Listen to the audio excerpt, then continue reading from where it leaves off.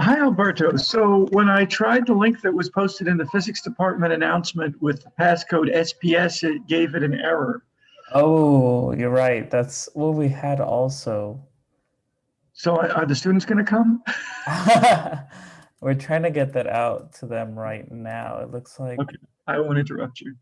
yeah, no, it's okay. It's just really odd. That's why I sent it to you because I tried it myself and had an issue. Yeah, give me one moment.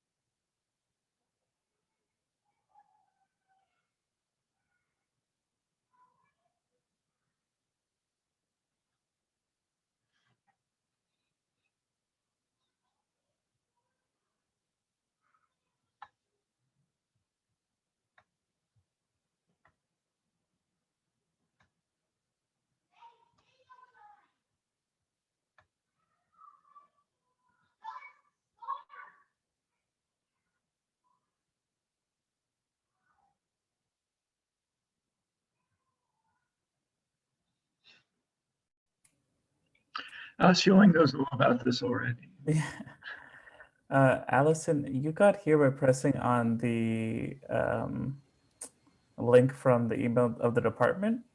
Yeah, so the thing that you sent in Slack didn't really work. That's It was weird. like a broken link, so I had to copy paste part of it and then follow the link that I sent Amy in the email. Okay. Looks like some people are figuring it out. Yeah. Because it was just not working and then it is work. I don't know. Yeah, I'm just gonna be thankful that it's working. Yeah. Yeah, the link in the email asked us to input a password, and the password, it said it wasn't working. What? That's Then I used the link in SPS that Suling just put in there. okay.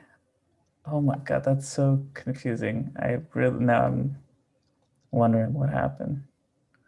But I'm very glad you guys are here. Wait one second. I'm gonna try and still get it out through that email in case people aren't on Discord. Give me one sec. Okay, Alberto, I have slides. Where do you want me to put them? Oh, so I imagine, so those are just for the after. So if you could just send those through Slack, I can put them up and show people where they are. Yeah. Give me one second.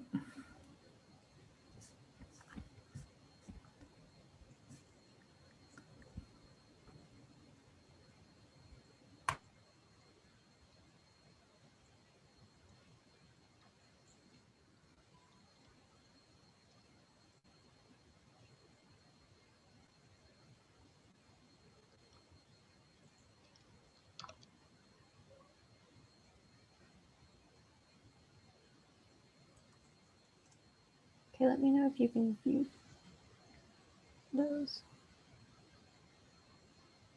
Oh, wait, hang on.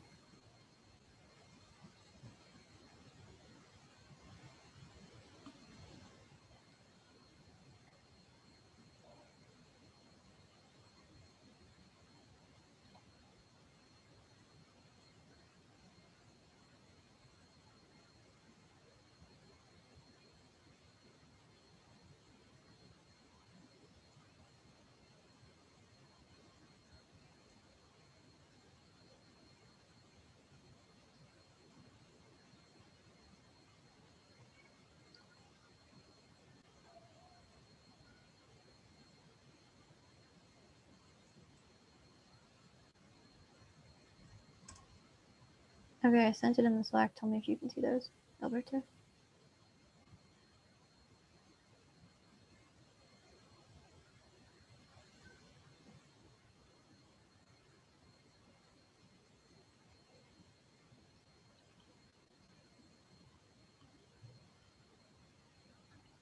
Okay, just let me know when you're ready for me to start.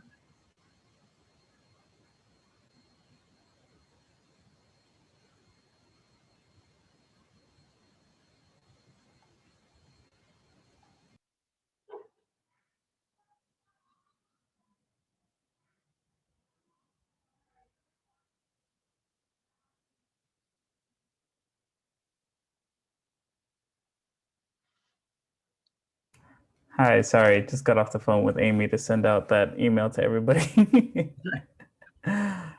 Thankfully, she's very willing to help. Let's see. Let's do. It's a little harder because it throws off the agenda by a few minutes. Let's do 5:08, and Okay. then we can start introducing each other to make it as easy as possible. Sure. And I just received, Tess, I received your slides from Allison right now, so I will put that up so that everyone can get to it after. Thank you for sending it, David, also. Sure. Appreciate it. You know, there was an article about my field that came out in the Nature News just 2 days ago. It's not the work of my group, but I helped the reporter out a lot. So there are a lot of quotes from me in it if anybody wants to go to that for some more background. I would be happy to post it also. That way people can see it after the fact. But yeah, it's right there in the chat for anybody if they want to look at it. So 508. Right. Let's see.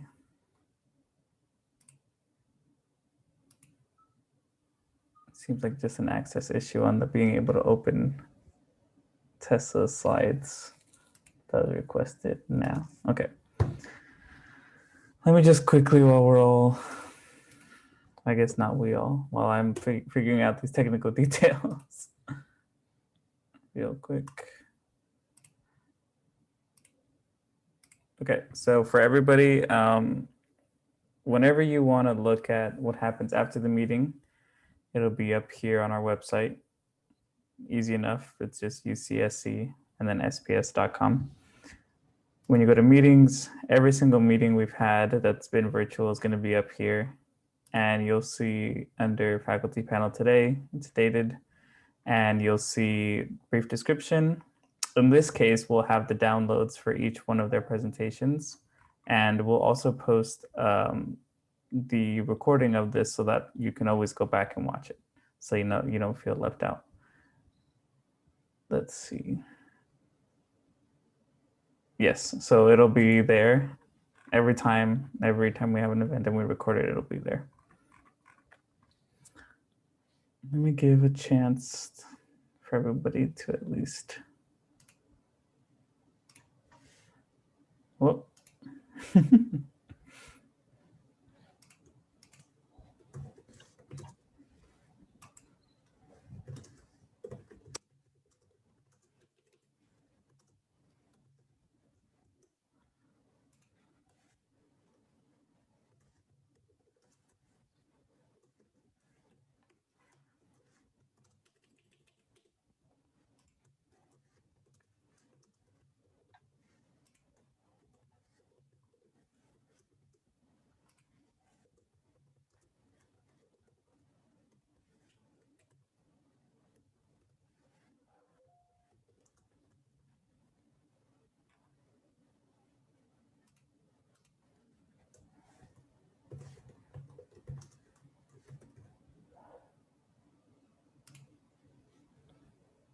Okay, just to see how everybody's doing.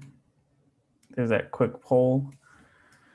Just so you can at least give words to how you're feeling at this moment, you know, do a little check-in for yourself. And yes, it applies to faculty as well. If midterms are also hurting you, I'd love to hear it.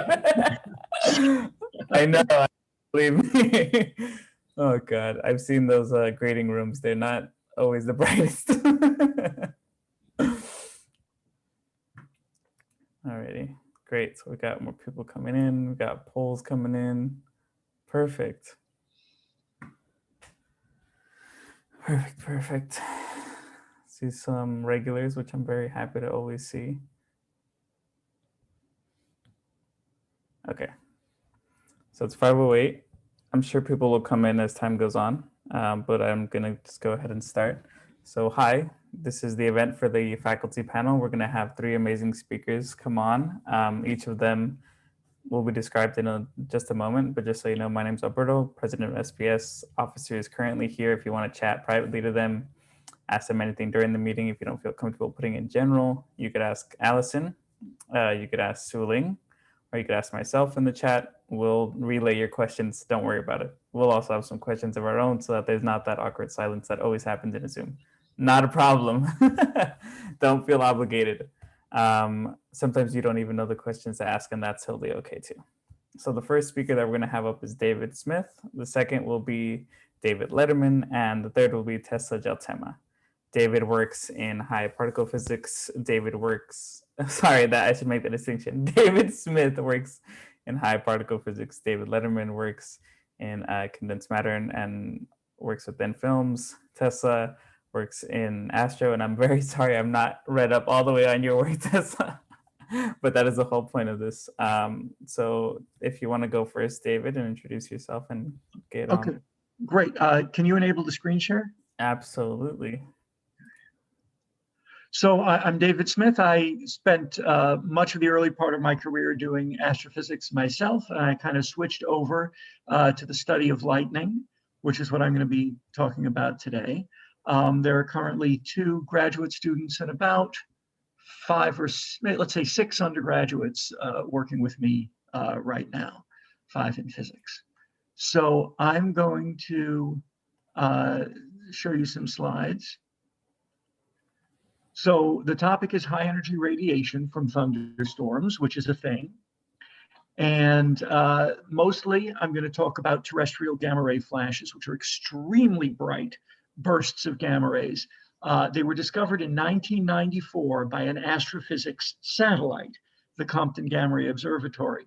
So here we are, 600 kilometers above Earth, and these are plots of the gamma ray count rate collected by these enormous gamma ray detectors in orbit.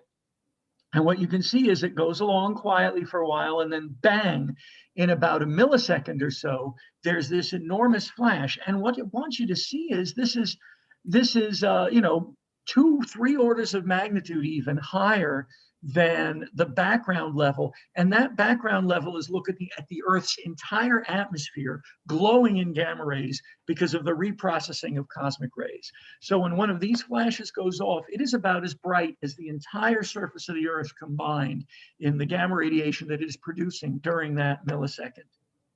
And Fishman et al., who discovered this, immediately connected it to thunderstorms. They knew they were flying over lightning every time one of these happened. So that wasn't the mystery. The mystery was why, how is there this tremendously bright flash of gamma rays? And even 600 kilometers away, it is paralyzing those gamma ray detectors. This one here, you see how it kind of dips down in the middle? That is saturation. That detector is being paralyzed momentarily by the flux of gamma rays, even from 600 kilometers away. What's going on? Well, some of the details, the building blocks of this physics, we understand perfectly. Electrons are accelerated to very high energies in this electric field. They bounce off the nucleus of an atom, and they make a bremsstrahlung gamma ray.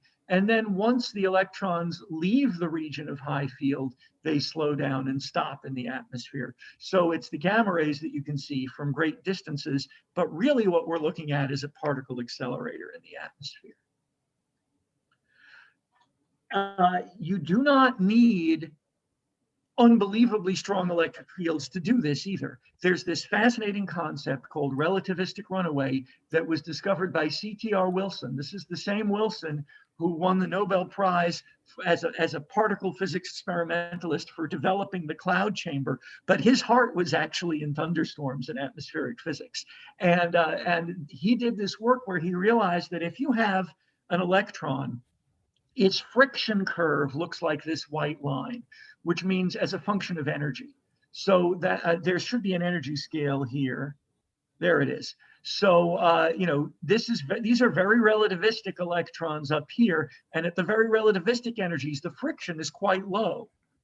So if you imagine this horizontal line as being the force due to an electric field, the force due to the electric field is independent of the electron energy. So it's a flat line. So up here for high energy electrons, the friction is low and they get accelerated to very high energies. Down here where the electron energies are low, the friction force is larger, and you sort of, everything goes down to this terminal velocity point.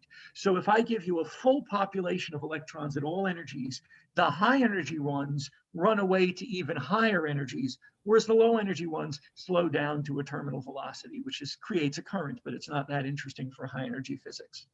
So you don't have to have the electric field all the way up here where it's overcoming friction for everybody. It just has to overcome friction for seed electrons that are already somewhat high energy. And that's kind of the key to what goes on in these gamma ray flashes. You can have an avalanche effect where every once in a while, when the electron ionizes an atom as it bounces around in the air, a lot of the time the ionization just produces slow electrons, but every once in a while you have a hard collision where that relativistic electron creates a new relativistic electron.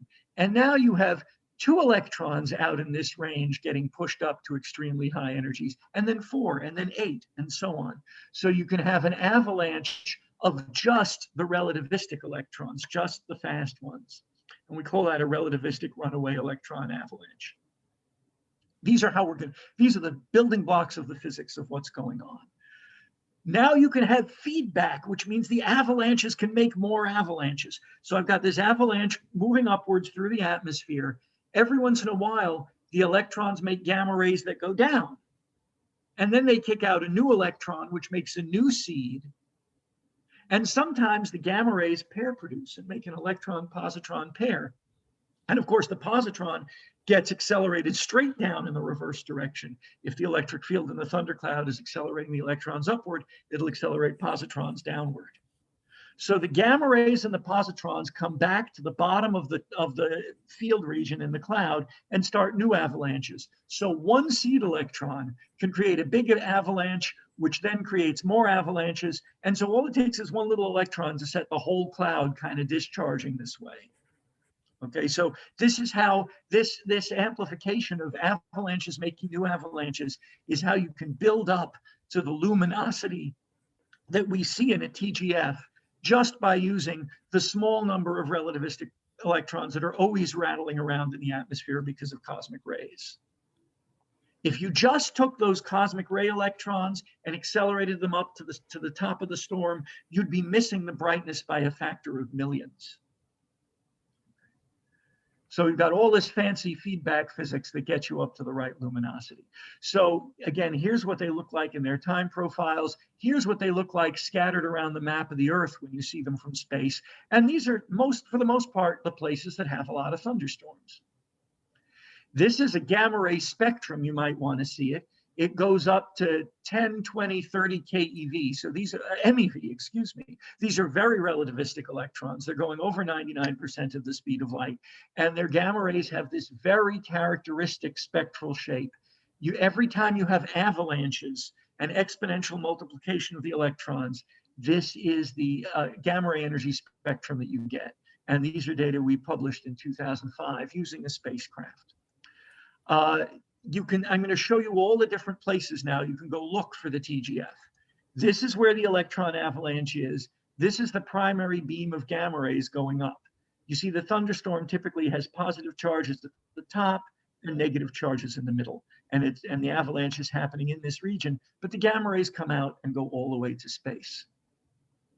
Then like the gamma rays have a couple questions. Sorry, Dave. Oh, I didn't sorry, mean yes, I would love to have questions. It looks like we got a couple questions here. Sure. The first one is, you mentioned the distinction of being an experimentalist. Is this work that you do categorize under that? And what does that mean when you kind of divide the big physics field into experiments and theory, and for your research in particular? Well, so I'm an experimentalist in that we design and build instruments and go out and send them into the field, right? So they're really observations rather than controlled experiments. But because my team builds instruments, I will call myself an experimentalist, and I flock with the experimentalists, even though I don't have any control over the thing that I'm putting my instruments out to record. My students in my group do a little bit of simulating, for example, the way the gamma rays rattle around in the atmosphere, the way the particles rattle around in the atmosphere and the Earth, so that we can interpret what we see. But it's a kind of theory that anyone in the field can do. But it's just the thing you do in order to correctly interpret what you've gone out to observe. So we'll get to some of the instrumentation at the end of the talk. Was there another question? There was, but it can weave in afterwards. Okay. So if you're in this kind of broader region marked out by the yellow line, you've got scattered gamma rays that are kind of bouncing around all through the atmosphere that you can still detect. There's a reverse beam. All those electrons make gamma rays that go up. The positrons that accelerate downwards make a weaker beam of gamma rays that goes straight down. And we think we've seen this before. So these are the gamma rays specifically from the positrons. Then there's a cloud of neutrons and radioactive air, because when you get up to these energies up here above 10 MeV, those gamma rays can knock a neutron right out of a nucleus. So now you've got a free neutron, you've got a radioactive nucleus, the neutron will rattle around and get absorbed by someone else, and then you've got another radioactive nucleus. So these, believe it or not, these particular lightning flashes that make TGFs leave behind a cloud of radioactive air. And we were the first to observe those neutrons as well. So that's very exciting. A little creepy, but exciting. And you can watch the cloud of radioactive air blow over your detector and watch the count rate go up and down. It stays radioactive for a couple of minutes. Now, you may be terrified of lightning at this point, but what I want to tell you is that most lightning doesn't do this. That's the first thing I want to tell you. It only seems to be about 1 in 1,000 lightning flashes, and we don't know why. That's one of the things I most want to find out, is why it happens. And when it happens, it's enormous and spectacular. And when it doesn't happen, there's nothing. And it only happens about 1 in 1,000 flashes. The other thing I should tell you is that only in this red zone, only in the actual avalanche region, is the radiation dose bad enough to injure people.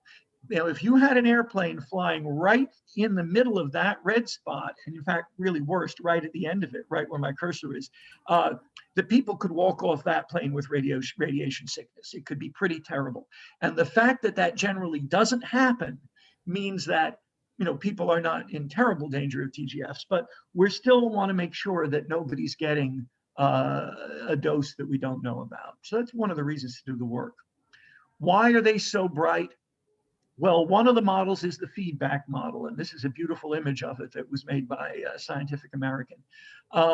You see the avalanches and then the positrons running backwards, starting new avalanches.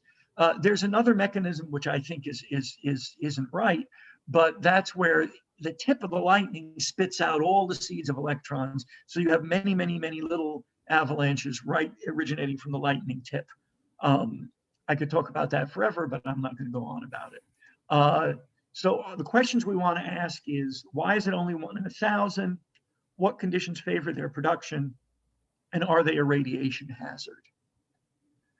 The challenges are, these things were saturating the spacecraft detectors from 600 kilometers away. So how do we observe them from 2 kilometers away without getting flattened? We need detectors that have an enormous dynamic range so we can see very faint things and very bright things with the same array. And we would like our detectors to be sensitive to gammas, neutrons, and the radioactive air, because we like to observe everything that's there for us to observe. So this is the detectors that we're building for our new instrument called Thor, you know, thunderstorm observations of radiation or something, right? So it's Thor. And there's great big detectors and tiny little detectors, because that's the easiest way to get dynamic range. The great big detector looks for things that are faint or far away. And when the big detector and the medium detector and the small detector have all saturated, at least maybe the very small detector will be giving you a realistic measure of the level of radiation. And Xiuling is here. She's been working on helping us design a digital dosimeter. This is supposed to be the thing that tells you the radiation dose, even when everything else has been overwhelmed and flatlined. So this is something that we're still working on designing. When the design works, we're going to try to build thousands of them and put them in the hands of people all over the parts of the world where this kind of lightning happens. I didn't show you downward TGFs, but there are downward TGFs too, where this whole structure you see is flipped. So the main beam actually comes right down to the Earth. So this leads into that question that I was talking about earlier. yes. Many times students would think, I'm working with high energy particles. I need a big array, or I need a huge sensor on the magnitude of a building, let's say. But seeing that these devices are, maybe no more longer than an arm at times, what makes it approachable or easy enough to make it in this scale and makes it possible for it to be accurate enough to make those measurements? Well, it just has to do with the brightness of the effect you're looking for, right? There are people in Utah. There's this thing that's the telescope array, which is like hundreds of detectors the size of a desk. And they are actually able to see very, very faint X-ray events from kilometers up in the clouds because their detectors are so enormous. And they're learning different things about different events than we're learning. But we happen to have a very bright target, so you can build a small instrument. Right. If a student were to be interested in this and they feel like the boundary is too high, I can't work with electronics, I'm not an engineer, what would you say to that kind of feeling of inability when students start in your lab or even think about starting in a lab like yours? Well, first of all, I would say I'm no electrical engineer. Okay, I can't do it myself. I can't lay out the circuits. This is something that usually some scientists can, but you don't have to make it in this kind of business. To make it in this kind of business, you don't have to be an electrical engineer. You can dabble in it a little bit. Sue Ling is working with circuits, and she knows as much about it as I do now, right? But we have electrical engineers who are full-time staff at SCIP. And so if I really need help, or if I just need a whole circuit designed, we can pay them on the grant to do that part of it. The scientist's main job is to understand how big a detector you need, how the radiation is going to interact with it, what the effects are likely to be, how to design the instrument well, and then go do the research and where to put it, right? So I have students who are just studying maps of the world and maps of lightning and maps of altitude and figuring out the best place to go. I have students who are doing simulations of the interactions of gamma rays with matter so that they can interpret signals that we get. I have students that are writing software to analyze data that's already come back to the field.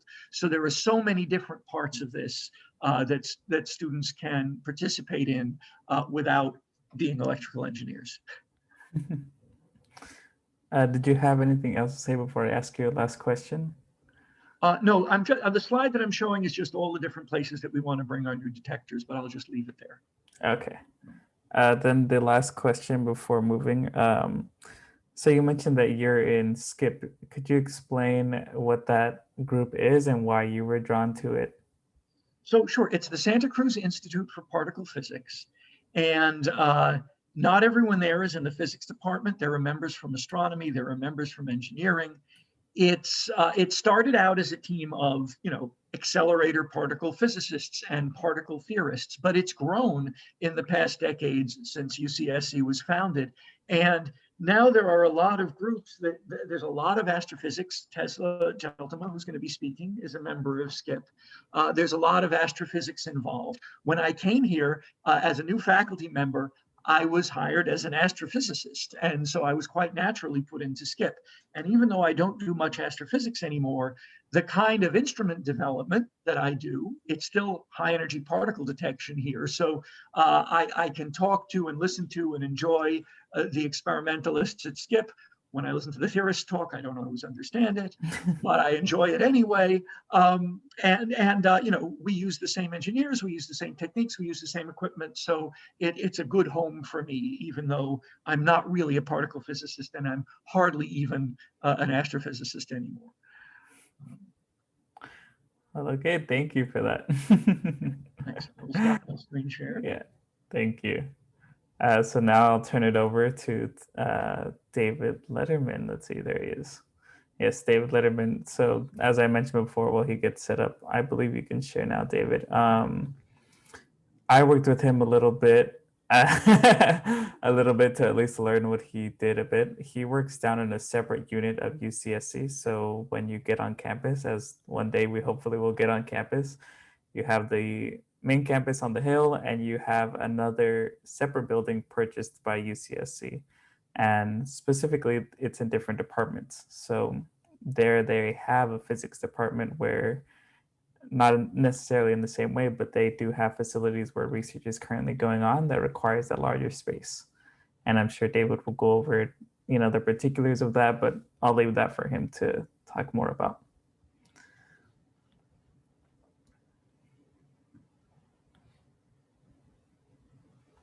Okay, I'll go in a second longer. So I believe much of his work is usually both grad and undergrad.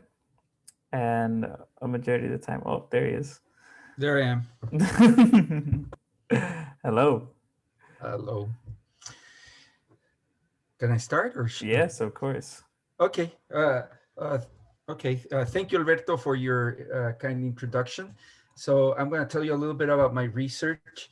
I'm a professor in the physics department. I've been at UCSC for about 5 years. And I'm also the director of this material science and engineering initiative. I'm not really going to talk too much about this initiative, but if you have questions, I can answer them at the end of the talk. I wanted to tell you a little bit about our research. I'll also mention at the end a little bit about our labs as well. And so I wanted to tell you, I want to start out by telling you a little bit about antiferromagnetic spectronics. I mean, what do those words really mean? I know this might sound a little bit esoteric. So I'll tell you what the goal of the project is, and I think with that you'll start to get an idea of what we're trying to do. The goal of this project that I have, which is funded by a multi-university research initiative grant from the Air Force, is to use electric fields to transfer information at very high rates. And by high rates, I mean terahertz.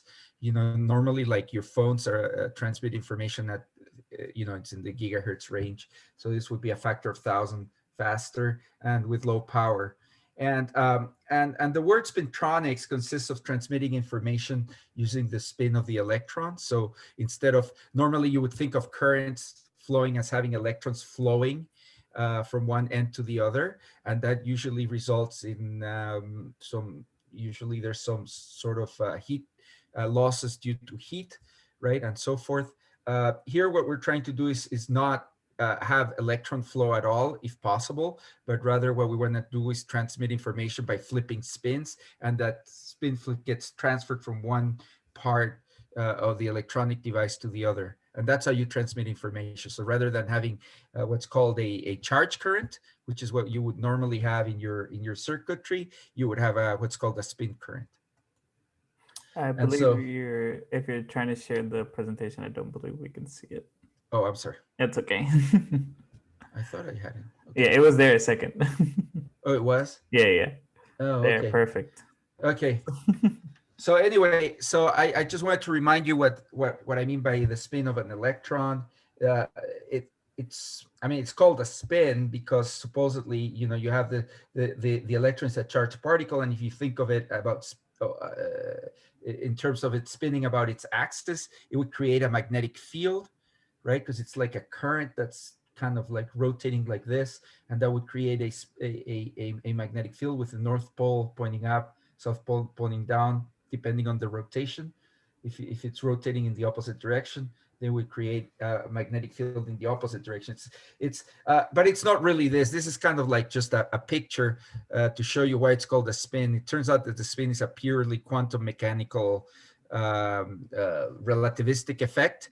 And it's the electrons are really point particles, and they're not really spinning, but they do have angular momentum associated with them, and that creates a small magnetic field that goes along with it. Okay, so what we want to do is to kind of like control the flips of the spins to transmit information. And what do I mean by an antiferromagnet? Because that's the other word that we have up here. An antiferromagnet is a material that has magnetic order, but no net magnetization. So for example, I think you're all kind of familiar maybe with what a ferromagnet is. You can think of atomic sites as having electrons that end up having a net spin associated with each site, for example. And a ferromagnet has this kind of what we call long range order, where all of the spins want to point in the same direction. So this is kind of like what you get for a regular magnet, even the ones that you put in your refrigerator, etc. This is what they have, and they all add up, and you get a net moment. An antiferromagnet kind of looks like this. It has long range order, right? You can see that the spins are ordered, and they alternate between spin down, spin up, spin down, spin up, like this. So nominally, the magnetic moment of an antiferromagnet is very small, approaches zero as you go to zero temperature, to absolute zero temperature. But you can tell that there's definitely some magnetic order there, right? I mean, you can tell that it's regularly alternating. Okay, so this is what it's called. This is called an antiferromagnet. And this was actually, interestingly, this was predicted in the 30s by Louis Néel. And Louis Néel he said, well, if this exists, then it would be a nice kind of physical proof of a principle, but it'll never have any practical applications. But it turns out, and this is one of the, actually, at least in the field of condensed matter physics or materials physics, where there's actually a prediction ahead of the experimental discovery. And this was a very good case of that. These materials were actually discovered later, and there was a Nobel Prize given for that not too long ago for neutron scattering. Neutron scattering was used to detect this magnetic ordering, because it's really hard to detect it because it's a small signal, magnetically speaking, but you can measure it in other ways. So anyway, it turns out that these antiferromagnets are actually used in your hard drives. Many of your hard drives use this thing. They're used to pin a ferromagnetic layer. You put this on top of this, and then it turns out that this thing is pinned. It's used on all kinds of data storage devices. So it actually it does have some important applications. There's all kinds of applications now in terms of ultra-fast communication, terahertz imaging, and then there's some interesting physics issues that I'm not going to talk too much about, but there's some fundamental issues that can also be studied, and there's issues related even to quantum electronics and quantum computing. So for the purposes of this talk, the important thing is that spins are not static. They don't actually stay the way I showed you. They're not like frozen. And in fact, what happens is if you take an antiferromagnet, usually the spins that are pointing in one direction versus the one that are pointing all in the opposite direction. So if you sum all of them up, right, you can draw the red arrow for all of the ones that point up, the down arrow that points all of them that point down. And it turns out that they don't exactly point upwards and downwards. And then not only that, but what happens is because of an internal field that's present in many of these crystals, these things are all, the spins are actually precessing, as a function of time. They process very quickly. They process at a rate of like, terahertz, okay? And so they're processing, and it turns out that an antiferromagnet has two modes that are called degenerate. They have the same energy when you don't apply a magnetic field.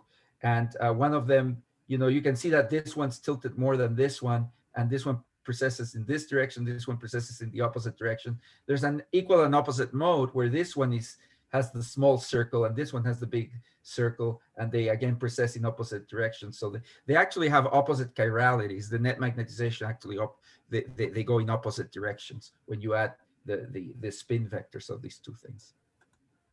And there's people even that have proposed that maybe you could use these two states. When you apply a magnetic field, they're actually separated by an energy, and when you do that, maybe you could use this as qubits. Qubit is a coherent linear combination of quantum states, and then you could combine them and somehow manipulate them and make a quantum computer. So people have even talked about that. Now, the question is, how do you control these? How can you control these modes, this chirality of these modes using electric fields or a voltage, right? Because if you want a device, you wanna like, apply a voltage or read a voltage. You don't want to have to apply like a magnetic field and measure it in some other crazy way, right? I mean, because you eventually want to make a small device.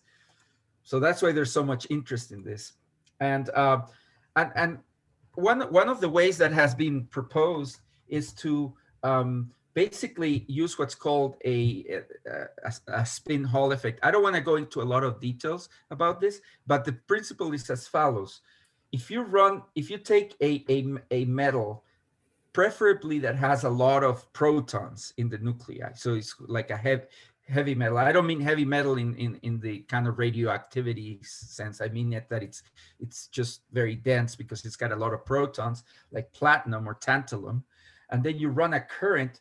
What happens is that due to what's called spin orbit coupling, there's spins that actually get kind of like stuck at the interface here. And these spins interact with the antiferromagnet, with those modes that I told you, and they try and flip the ones at the interface. And in doing so, because angular momentum has to be conserved, causes a spin flip on the other side. It's kind of like conservation of momentum, conservation of angular momentum. And this spin flip, when you run this current here, that's caused here, it can travel. It can travel all the way to the other side. And here you have the inverse effect. You can have the inverse effect where you have this thing processing, and then it creates a voltage in here. So you could actually run a current here, you could modulate it and detect it over here on the other side. So it's like, you could send a signal, and this material is an insulator. So it's not a charge current, it's actually the spin flips that travel, and you create them here, you detect them here. Sorry, real quick. I wanna ask a question, and then to give you notice that there's a few minutes left in your section of the talk. Yeah. But the question was, for your type of research, when you do work that's associated with an ultimate goal from an outside funder, how does that contribute to the way in which you do research, or the way in which you conduct research? Does that have any effect, or how do you approach it as a researcher yourself? Well, I mean, so like for most of the time you write the proposal yourself, so you propose what you're going to do, and it's up to the funding agent to decide whether they're going to fund you or not.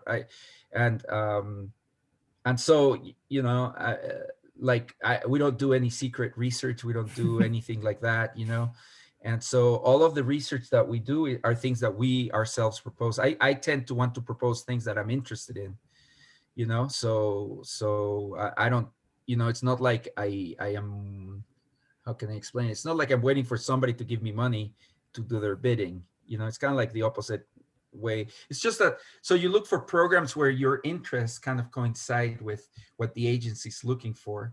And then in the end, you're doing what you want to do. Now, it is hard because sometimes the agencies want to see results, so that's difficult sometimes. but I mean, right? You have to do something. You have to promise something, but it's not like with these things that this is a very it's fundamental research. So it's not like we don't have the program manager telling us what to do or anything like that. We just have to write a report every so often, once a year. And as long as we're kind of along, sometimes what happens is you discover something interesting and you go on a tangent. That's also allowed. So we have a lot of freedom as to what we want to do, even after you receive the funding. So it's more of a researcher looking for somebody to fund a project that's already in motion versus, the movie style of, I got a lot of money. I'm going to make this research guy do what I want. Yeah, exactly. Exactly. That's how it works. Okay. Yeah, it's not like working for like if you worked at Google or something like that in their quantum computing division, or at, I don't know, Samsung in their data storage division, then you would have to, I mean, that there it's different, right? The manager of the lab tells you what you need to work on, and you have to work on that. Here we're kind of it's more of a symbiotic relationship because it's open-ended research. Got it. So a student wanting to do research after, let's say after a bachelor's, if they decided to stay in an academic field, it would be that kind of scenario between funders and research. It's, I get to do what I enjoy with the goal of finding something interesting, versus working at a company and then having that ultimate goal of needing to solve a problem. Yeah, that's kind of what it's like.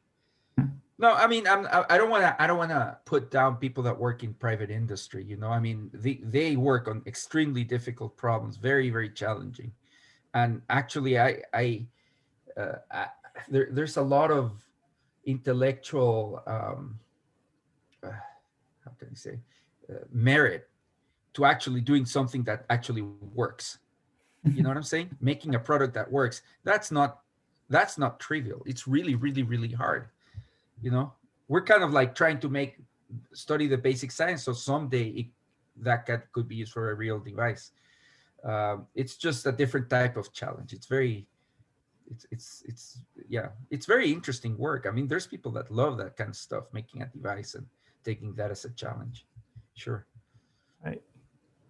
Okay, would you like to, I don't want to rush anything, if obviously. No, it's okay to rush me. But if you It's want to okay. show what the lab looks like or what you do day to day. Yeah, so I'll just show you a couple of slides since I think I'm out of time, right? So basically, this is our lab. This is in the West Side Research Park. It's near the coastal campus. Maybe you've seen it. It's right in front. It's a 5-minute walk to Natural Bridges Beach. It's really it's a beautiful place. It's next to the pond. And basically what we did here, it's what we do here with this machine is we grow very, very thin films of the order of a few nanometers, few atomic layers, and then we study their properties. That's kind of like the big picture. And what we did here is we grew this material, manganese fluoride, as a thin film, and then we capped it with platinum. Platinum is the heavy metal.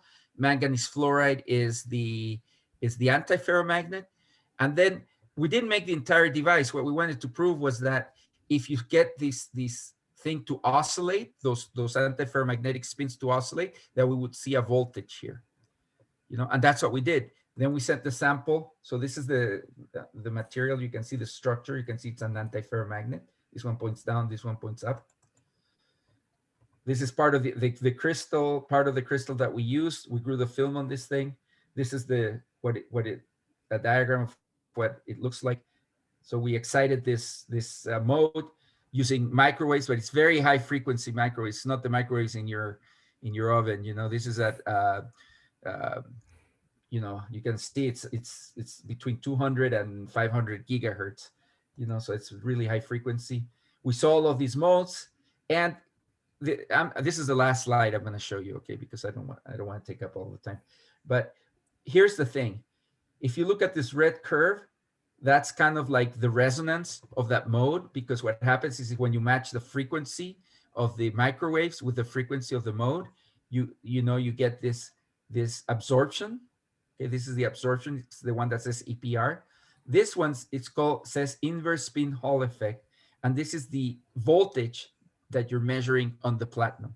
So you can see they coincide, and the sign that the fact that this points down actually means that we're actually measuring what we think we're measuring. So it was very important.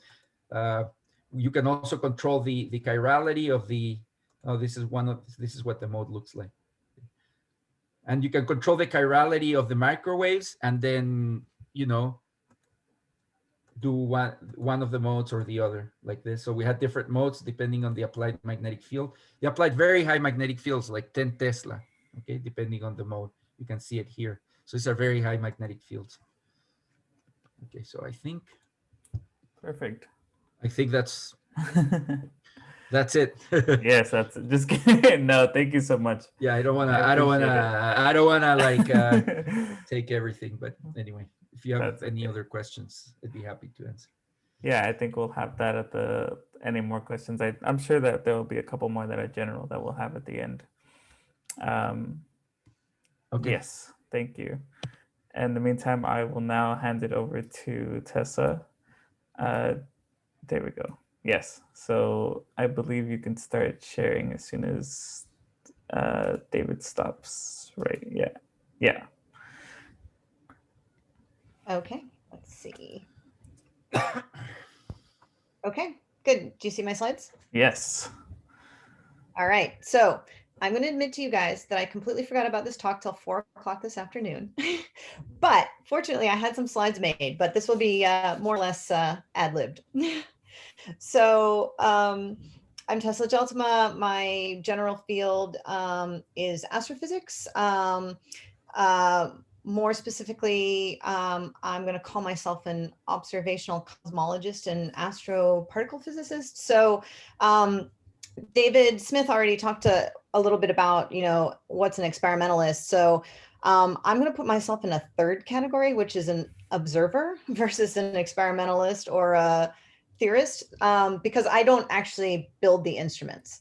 Nonetheless, I am very much an experimentalist in the sense that, I have questions that I want to answer and I have to design tests of those questions.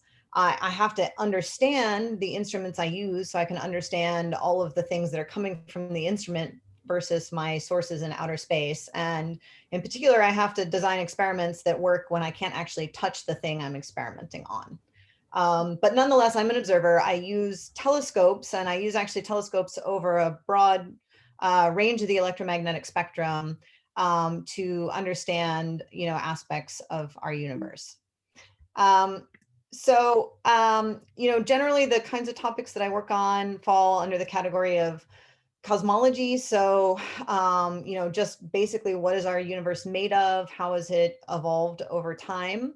More specific questions on like, what is dark matter and testing that with astronomical observations. And then also some questions in like, how do galaxies form and evolve over time? So I'll just tell you kind of generally the scope of a couple of those things. So first of all, here's a pie chart of, basically what is our universe made of. So, all of the things that you're made of, that all of the particles you know and love, neutrons, protons, electrons, only make up about 5% of the energy density of the universe. Most of the mass in the universe is in the form of dark matter. And I'll tell you what we do and don't know about dark matter in just a moment. But then, at least in the present day, the bulk of the energy density is in something that we call dark energy. And I'll talk a little bit more about that later as well. So what do we, first question, one of the questions I'm interested in is, what is dark matter and how can we test that with astronomical observations? So first, what do we actually know about dark matter? Well, we've been, using astronomical observations for more than 50 years now, 70 years now, to understand dark matter. So there are, despite the fact that we don't know what it is, we know a lot about it at this point. So we know that dark matter is not a particle in the standard model of particle physics. So it's nothing that we have actually detected or made at colliders thus far. We know, as I said, it makes up about a quarter of the energy density of the universe. We know that it primarily interacts with ordinary matter, neutrons, protons, through gravity. So most of what we know about it is through its gravitational effects. Actually, probably everything we know about it is through its gravitational effects. And we know that it does not move at relativistic speed. So of the particles we know of, neutrinos have a lot of qualities that could make them a dark matter candidate, but the fact that those are extremely light and fast moving means that, in fact, structure in the universe would form quite differently from the way that we observe it to form. So some caveats to this.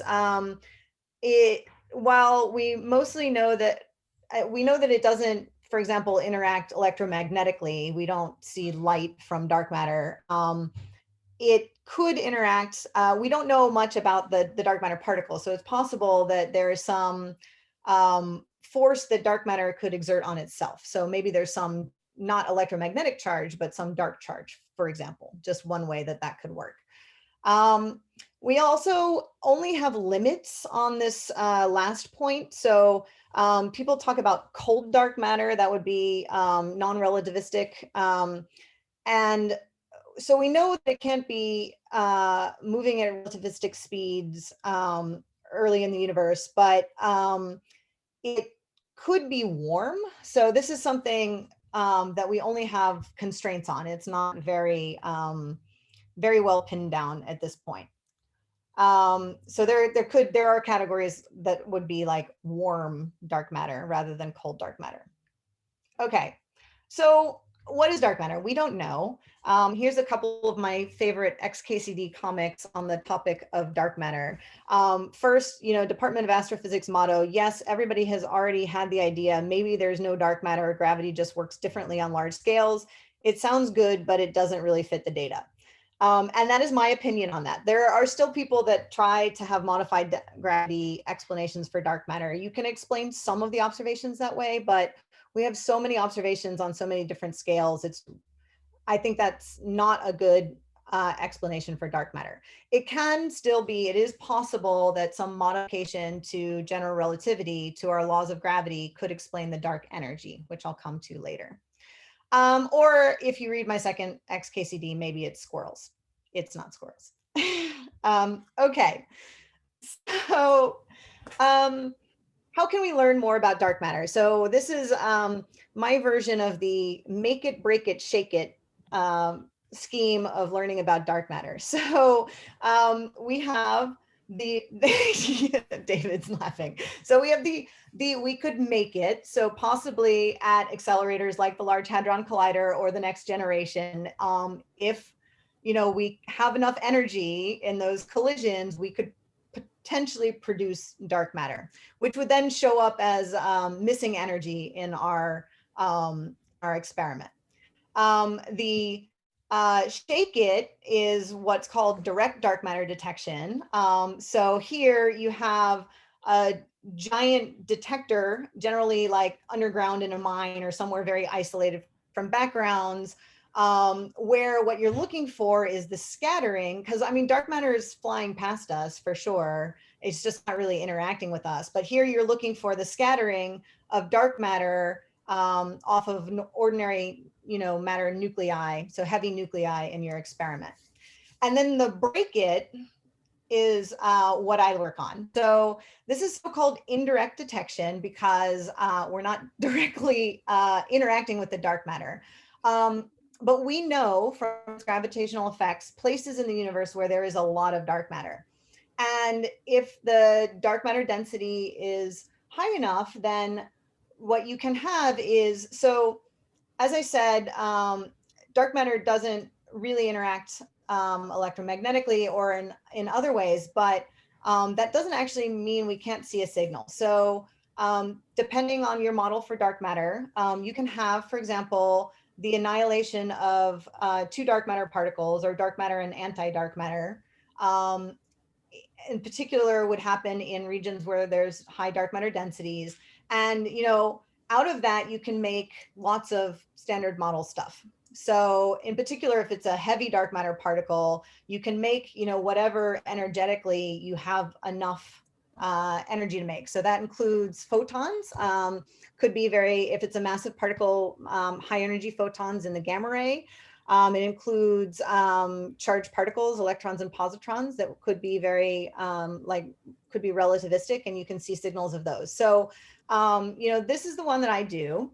And, basically what we do is, point our telescopes. We know, nearby galaxies, the center of our galaxy, places where there's a high dark matter density. And given a candidate, dark matter particle, you can predict what you would expect to see. at various frequency ranges. And so I've come at this from, many different angles, depending on what signal you're looking for. We've used everything from gamma ray to X-ray to radio to try to look for dark matter signals. And then if you don't see anything, you get to like rule out models. So, that's the basic idea of some of my work in this area. And then, lately what we've been thinking about, sorry, go ahead. Sorry, I got a question here. It seems like everybody knows that dark matter is the great white whale of physics, but in caution of putting the horse before the cart, why exactly is this something that obviously we've spent a great deal of effort on, and what are we looking for? And once we do, or if we do have an answer. Well, I mean, besides the fact that that's what most of the mass in our universe is, and you want to kind of know what that is, dark matter is one of, it's not the only reason, but dark matter, the existence of dark matter tells us that our models of particle physics are incomplete. So our standard model of particle physics is not everything because it doesn't have dark matter in it. So this is one of the reasons that we know we need some extra theory in particle physics. And so knowing what the dark matter is potentially can point us, what's the right direction. So, is it something like supersymmetry or other, beyond so-called beyond the standard model particle theories. So, its existence, we don't have a theory for. So it's very important for that reason. Got it. Okay. Are there any other questions at this point? One of them is probably going to be explained later about the specific workflow you do, but yeah. Okay. So this slide was basically, so besides the trying to directly detect a signal potentially from dark matter, I talked about dark matter annihilation. Another possibility is that, the dark matter particle has to be long lived because it hasn't disappeared over the age of the universe, but it could be an unstable particle that decays and gives you a signal. But besides that, we can learn still a lot more about the dark matter through astronomical observations based on the, just how the structures like the galaxies, for example, in our universe that form look. So I said one possibility is that, the dark matter doesn't interact with ordinary matter much, but except through gravity, but it's possible that the dark matter exerts a force on itself. So there's a generic class of models called self-interacting dark matter. And the consequences of that are that, the dark matter structures, so like all of the galaxies you see live in big, much larger dark matter halos. The stars are just a small part of that. And those structures look different if you have self-interaction of dark matter.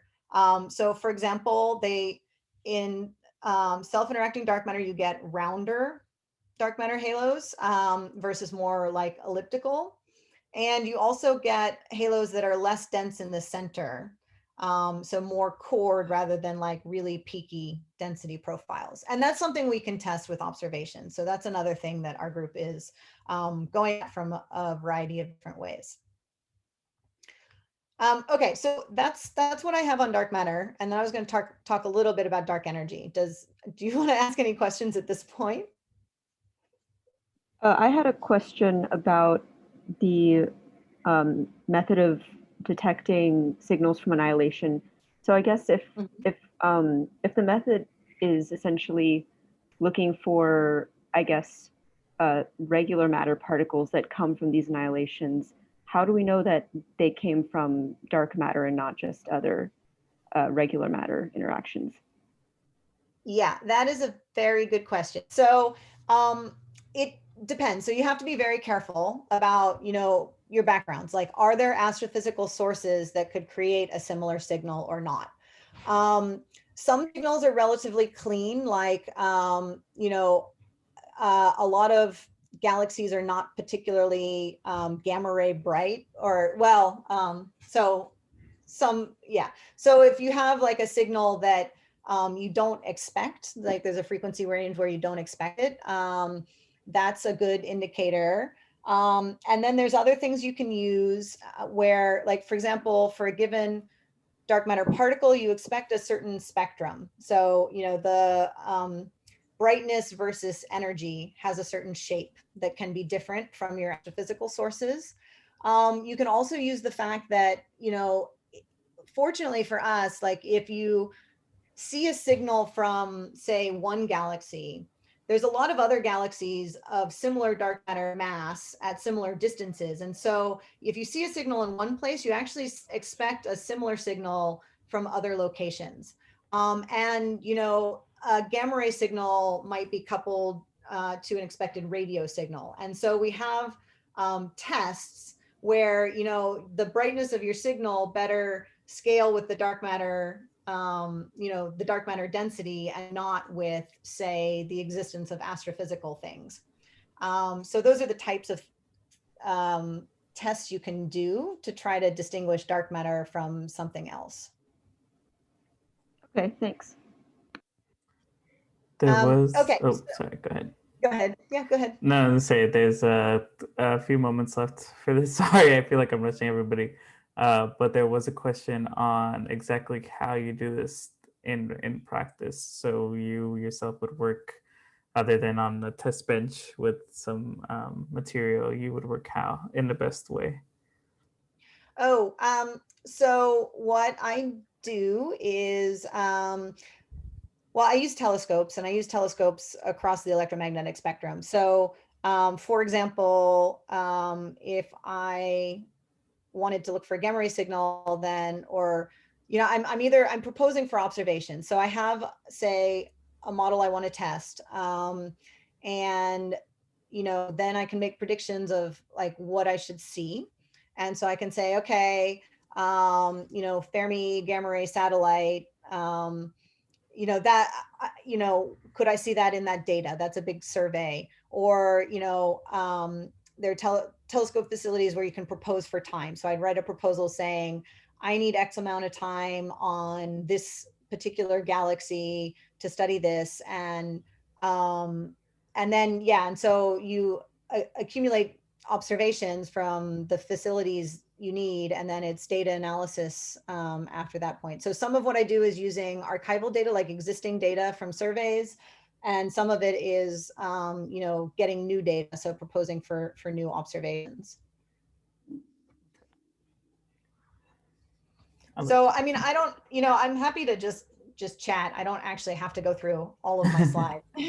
I will just say that, on the dark energy side, we say dark energy, but what we really know is that the expansion of the universe is accelerating. So, the Big Bang starts our universe expanding at some rate. But if we just had matter in the universe, gravity from the matter pulling together would slow that expansion over time. And actually, over most of the history of the universe, that was what was happening. But what we observe is that in the recent past, in fact, the expansion rate is getting faster, so faster and faster. So we know that there's something effectively pushing out. And we call that dark energy, but we really don't know. It could, again, the modified gravity explanation is getting a little challenging, but is still a possibility for dark energy, for the explaining the accelerated expansion of the universe. So yeah, I don't know how much. When do you want me to stop, Alberto? That's okay. If you want, we could just start chatting and ask those specific questions, opening it to students to have more general questions. So I'll just say that what I will say is that one of the projects I'm involved in is a large survey. So this is actually in visual light using a telescope in Chile. So it's a survey of 1/8 of the full sky to a depth that lets us look back 8 billion years. And essentially what we're looking at is the growth of structure in the universe over time among other things, as a probe of that expansion history, and therefore the dark energy. And so I won't go through the rest of this. I will end here. So this is just my fun slide on our research group. So we have several graduate students, and typically I had 4 to 6 undergraduates on here, although I think right now it's a few more than that, because we have, you know, some graduating students and some newer students joining. And then I'll end there. Okay, thank you so much. No problem. So does anybody have any general questions for any of our speakers before I kind of dive in? And oh, here we go, Ben. Yeah, go ahead. I don't know about, it's not necessarily a general question. It's more related to the presentation just before. Yeah, go for it. It's the term dark simply means like we can't interact and can't see, and it's not necessarily they're related. Yeah, I mean, dark for dark matter basically means it doesn't interact electromagnetically. It doesn't have an electromagnetic charge. Dark energy kind of came about because, you know, we already had dark matter, and it was just the like another component of the universe that we don't understand, and so we're going to call it dark. Consistency. Yeah. Well, there's a joke that I think it was Mike Turner that actually coined that phrase, that it was to get the Department of Energy to fund dark energy research, which they actually do. I don't think that's the real reason. A loophole. That would have been a great reason. Okay, does anybody else have any other question before I start aiming some at them? I do have one more. Yeah, of course, go ahead. So in terms of works that Professor Tesla does, is it more like remote comfortable, where we just design, kind of like assign tasks? What I mean, in practice, we just kind of like assign tasks. Everyone kind of have like their little goal each week, and then we run simulation, analyze data, etc. So, I mean, a lot of the work in the group is data analysis, or, you know, modeling of data in some way. How specific projects get assigned to specific students is a conversation that we have generally among like the stuff that we're working on, or this, you know, my general interests and, you know, student interests. So, you know, I try to like listen to what students are interested in doing and try to match them up. For undergrads, you know, it's usually, you know, it can be like working with other undergrads or grad students in the group, or maybe they have their own project. It kind of depends. There's a couple of members of the group here, so they can probably give their own version of how that goes. I think this is a great question actually to apply to both David and David to apply to you guys. You know, how do you find the way to integrate undergrads into this, you know, long period of research? Well, it certainly always does help if you start before your senior year, because the more integrated you get in the group, the more superpowers you accumulate, and the more you can do, and the more satisfying it is for everybody. You know, I just usually wait till students come talk to me, and often at the beginning of a conversation, I will think, there's no way I can work with another student. And then by the end of the conversation, I will have remembered the project, and there's the student in front of me, and, you know, I make connections in my head about what they might do. And sometimes I find myself committing myself to a new project by the end of the conversation. So it's pretty haphazard. I don't, you know, look at resumes. I don't look at transcripts. You know, I just you come and you talk, and if it's at a time when I'm receptive to taking on more work, and I've got a project that I can think of that's of interest, then we often start it. How about you, David? David L. Yeah, so I'm not sure exactly what the question was, but so it was so if you were to integrate a new undergraduate research, what is your approach to having them join whatever project is currently ongoing? yeah, so normally we always need people, because we're always, you know, we're doing things in the lab. Although, you know, the last year it's been kind of tough because of COVID restrictions. So we have limited access, limited occupancy in the labs. So that's been challenging. So yeah, I mean, for me, the most important thing is whether the student actually is interested in doing in the research, and whether, so I'm not so concerned about grades and stuff like that, like David mentioned. But I am really looking for commitment. So I always have something for an undergrad to do, and usually what happens is the undergraduate student will get an opportunity. They work usually with a grad student or a postdoc in my lab, and then it just depends on how much time the student is willing to commit. And I don't, I don't set a standard. I don't set a schedule. I don't believe research is something that you should do if you're not really motivated for it. I mean, for the science itself.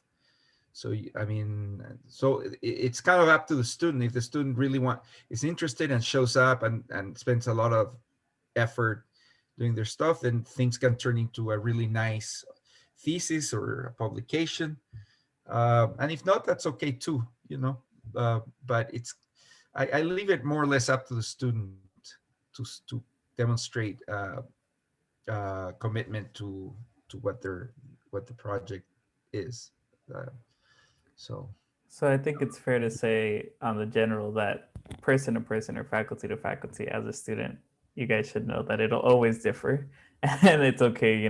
They might not always have the same approach. So, and it's pretty clear, I think, that you don't need to come in with already years experience in doing the job. I'm pretty sure they're all aware that you're not well trained and well versed in equipment that they're using specifically on their specific research. And that's actually another question, is usually when we have these talks in SPS about going into research, it's, I'm not ready, or especially the question of I'm not ready to approach them, approach faculty. How would you find most, I guess, at ease for a student to approach you about it when you are open to research? Well, first I would say, don't ask me flat out cold from an email, can I have a position in group? It's come ask me, hey, can I come talk to you about your research? And then once we're face to face, it becomes a lot more natural to kind of work over from the, oh my gosh, I'm too busy to do anything, to, yeah, maybe we can do something together.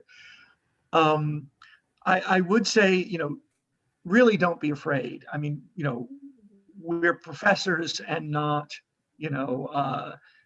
working at national research labs or something, because we want to work with students. That's why we're here. So don't be afraid to approach us. Don't think you have to be in a particular year. Don't think you have to have a particular GPA. Just come talk to us. But really be prepared to work and put time aside. And that's the thing. Success happens when you treat it, you have the time to treat it like a full class in terms of the time commitment you have. That's when you can get to learn all those things that you obviously don't know how to do yet. So try to leave time for it. Asking for credits, if you only need two courses this quarter, get research credits and leave some time open to really, really get involved. Yeah. Let's say you two. well, Yeah, I mean, I will admit, when I was an undergrad, I was painfully shy and absolutely could not talk to professors for the life of me. So, but I still think, hey, I'm not so scary. Why can't people talk to me? But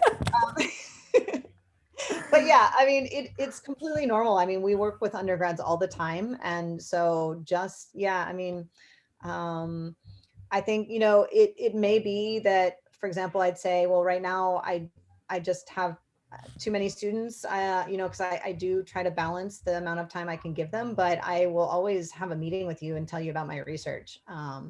So yeah, just email. And again, yeah, say, can I set up a meeting? Can I attend a group meeting? That kind of thing. Yeah, I don't really have a lot to add from what David and Tesla already said. I think I totally agree with David. The most important thing is to show commitment once you start, because we're here for you. You know, I mean, we know that you're not experts in the field. We know what your capabilities are, and you know, we're all realistic, and our job is to teach you stuff, and you can gain a lot of useful experience. But at the same time, it's really not. I mean, you really have to be prepared to spend, you know, take this seriously.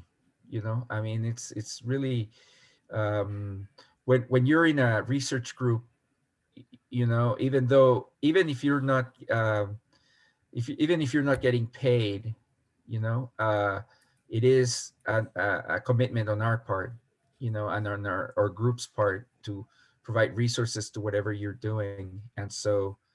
Um, and so it, you know, it's really nice when the student takes it seriously and comes in and really shows that they care about the project, you know. So, and then you'll get a lot out of it. You'll get a lot out of it. So I'm going to, yeah, Tessa does need to go, but I imagine everybody else also has things they want to do, like eat maybe. So I'll end it here. Thank you guys so much for coming, Tessa, David, and David. I have to find a better way of doing that. Thank you so much for coming. Thank you for talking to us. I appreciate it a lot. I'm sure we all do. Oh, hi. Hello. Yeah, is there anything else anybody wants to know? Again, you can go to our website, look at the resources, they'll all be there. I'll make sure to hold them to it and post whatever they showed. And that's all. If you have any more questions, feel free, email us, whatever you want to talk about. So if there's nothing else, thank you so much, guys. Bye. Thank you. Yeah, Thank you, Alberto. Good job with this. thank you. Good job. Bye. Thank you. Bye-bye. Bye. What's up, guys? Did you record this? Yeah, everything. Yeah, it's still recording. Okay. Yeah, I'll stop recording. Yeah. Okay. Yeah. Should I stop recording? Yeah, I'll stop. Yes, please. Okay.